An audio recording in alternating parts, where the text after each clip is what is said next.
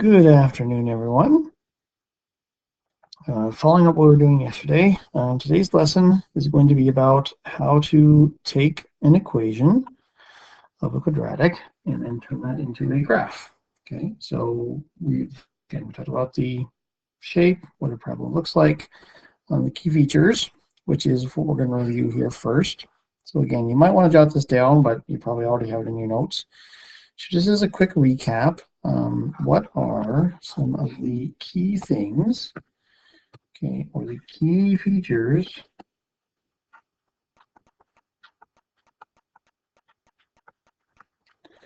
that we like to use when we talk about a parabola, right? What are those important things that we note in the shape, okay? And I'm sure everyone is already shouting things out, or certainly thinking them, right? One of the key things is this highest lowest point here, right? So we call that the vertex, is one of the important things that we think about. Okay. These 2 points right here will cross the x-axis, right? The x-intercepts. Okay, are important things. Okay, this point over here, okay, on the y-axis, the y-intercept, okay, is an important part. Okay, and some other things, right? We have the axis of symmetry going this way, and in this case, it's a minimum value going that way. So we have axis of symmetry.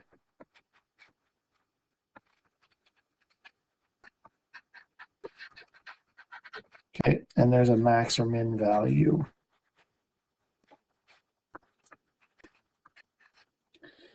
Okay, now you might recall, or hopefully you do recall from yesterday.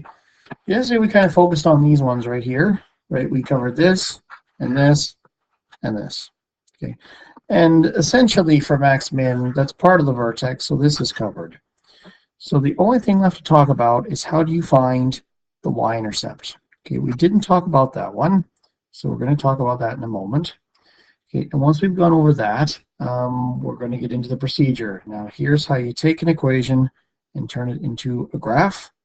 Okay, and again, second lesson. So after that's all done, you'll get a mini assignment that goes over pretty much the exact same things that's in this lesson. Okay, so make sure you're listening. Okay, pay attention to the steps. Okay, and I'll show you exactly what you need to do for the mini assignment that I would like you to hand in, hopefully before you leave there. Okay, all right, here we go. So for the y-intercept part, we're going to go back to something actually from the last unit with equations of lines.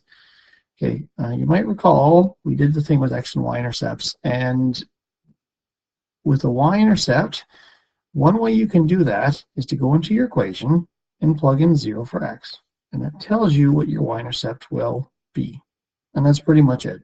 Okay, if I take my equation and I plug in 0, that gives me my y-intercept. Okay, so we're going to do that with a couple equations and see how that works out. Okay, so determine the y-intercept of the following equations. Okay, and if it hasn't come up yet, please make sure you pause the video as you need to make sure everyone gets this down, or at least has a chance to. Okay, so here's the first one. Y equals x squared minus 4x plus 3. So the instruction here is pretty straightforward. If I want to find the y-intercept, okay, I go into my equation, and just wherever I see an x, I'm going to put in a 0, and then work that out. So 0 squared minus 4 times 0 plus 3. Well, 0 squared is 0, and 4 times 0 is 0, so that's just 3.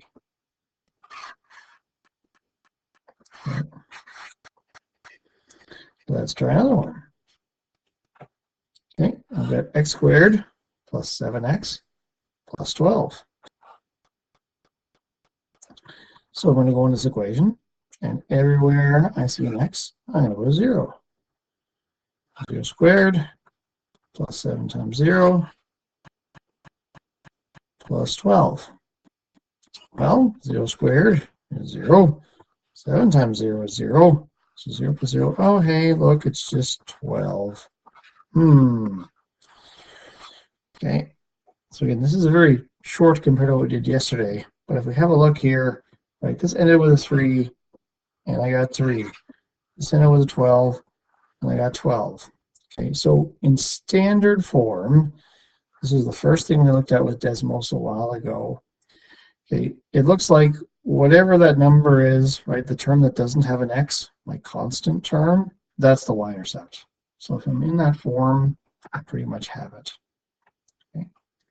Now, this technique still works for factored form.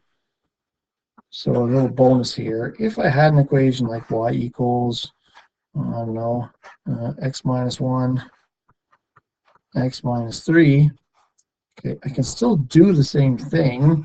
It just takes a little longer to work it through. So wherever I can find the y-intercept, wherever I see an x, I put a 0. So I have 0 take away 1, and 0 take away 3. Okay, 0 take away 1 is negative 1. 0 take away 3 is negative 3.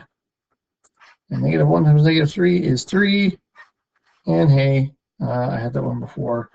There's my y-intercept. Okay, so that's really all I have to do. Okay, so again, we're going to now summarize basically the past 2 days, okay, all the stuff put together, and then we're going to do one example from start to finish. Here's an equation. How do you get the graph from it? And yes, I know you can do it with Desmos, but I also want you to be able to do it without Desmos. So again, some of this will be a little bit deja vu from yesterday, but that's okay, because it's good to go over stuff again and again to help you remember how it works. So yesterday we looked at that factored form, right? The factored form of a quadratic looks something like this with 2 brackets, x minus s and x minus t. Okay, and we learned yesterday that you can use this to get your x-intercepts, right? It's s and t, it's the opposite sign of what you see there, and so you can just read it out of the equation. We also learned that you can use those intercepts to help you get the vertex, right? You can go halfway between them. So say if my x-intercepts were 1 and 7, I would go exactly halfway in between 4. Okay, that gives me my axis of symmetry, and then I can take that and put it in my equation, and I can get the rest of the vertex. Okay. And the third thing we talked about, well, if I don't have the 2 brackets, right, what do? Well, you do the factoring.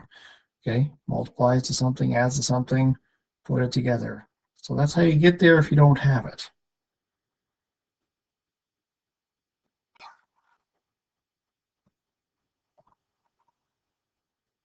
Okay, the other form, and again, this was the first form we were introduced to a couple weeks ago when we were playing with Desmos a bit. Okay, the standard form is ax squared plus bx plus c. Okay, and we can use this form to read out the y-intercept, which it turns out is just that number at the end, c. Okay, if we've got something times x, something times x, and then a constant, it's the constant number.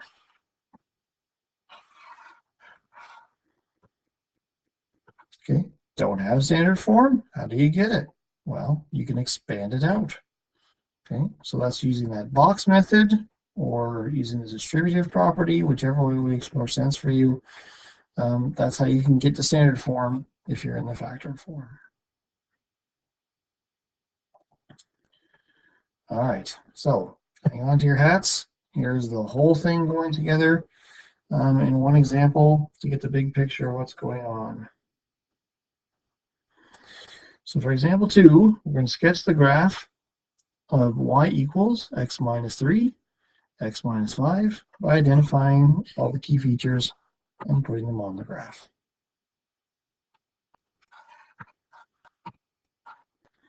Okay, So the first thing to note here, this is our factored form, which makes one thing really easy. Okay, our x-intercepts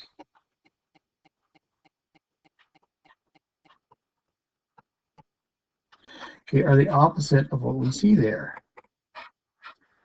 So are going to be 3 and 5, right? Because it's the opposite. I see a -3, -5. It's going to be 3 and 5. So on my graph, I'll put a point at 3 and a point at 5.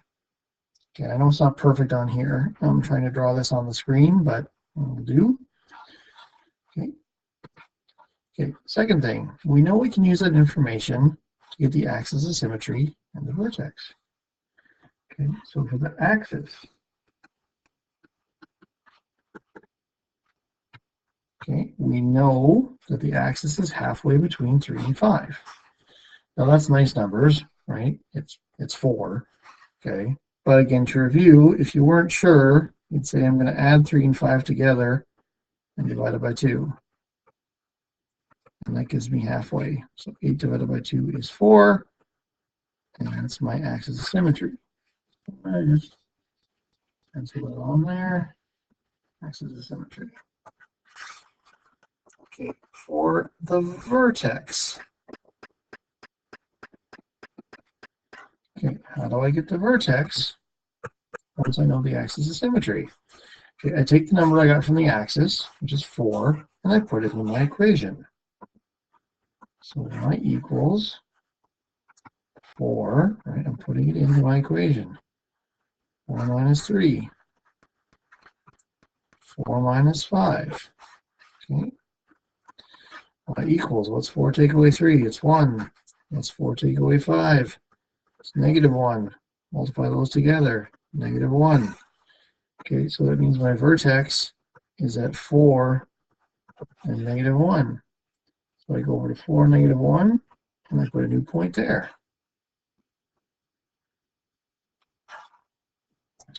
Okay, last but not least is the y-intercept.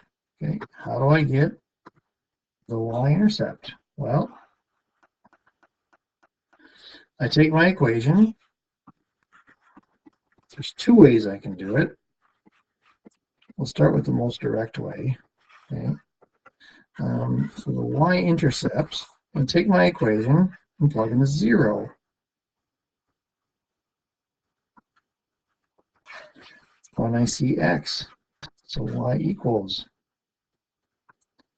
0 minus 3, 0 minus 5, because my equation was x minus 3 and x minus 5.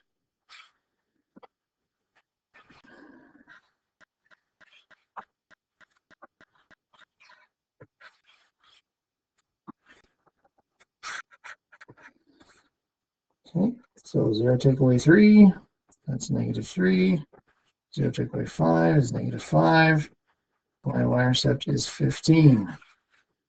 Okay, I go back to my graph, and well, that's kind of off my graph because 5 is here and 10 is there. So 15 to be right about there. Somewhere up here. Okay. But now I've got lots of information, and I can draw a decent sketch of what my parabola looks like. Okay, so I got 15 right there, coming down here, bouncing and going back up. Okay, I know that's not perfectly smooth because I'm drawing on here, but you got the rough idea, I think. Okay, so there's 4 points, and that helps you get the graph of your parabola, what it looks like. Okay, one quick other note I'm going to add.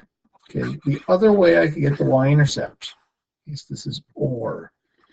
Okay, I could take my original equation, y equals x minus 3, x minus 5, and I could change it to standard form and see what it is.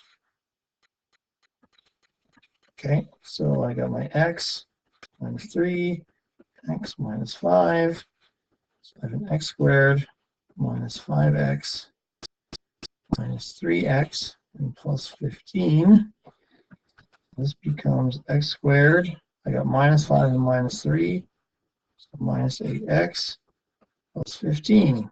Okay, and we said that the y-intercept was going to be that constant number, which I accidentally made look like 16.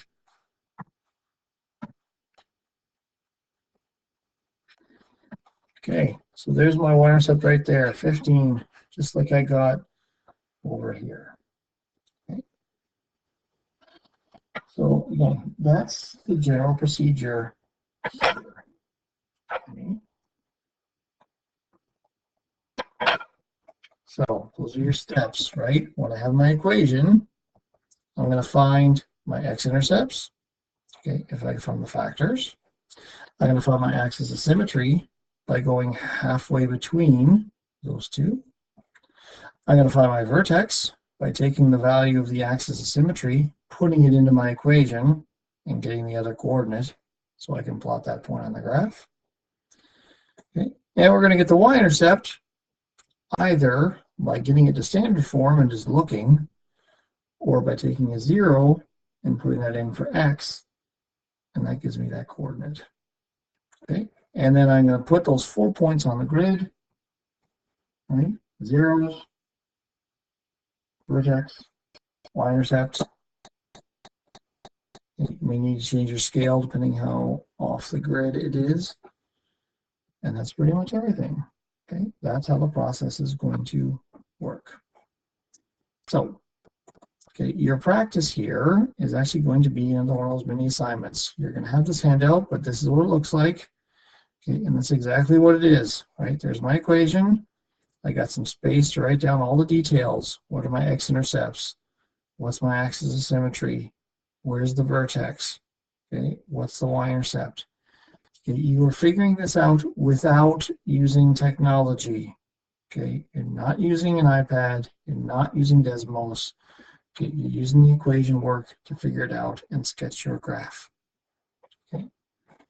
Okay, most of these equations are in the factored form, so you can just start reading stuff off and figuring out the answers. Okay, the last two are not. Okay, the last two are in the standard form.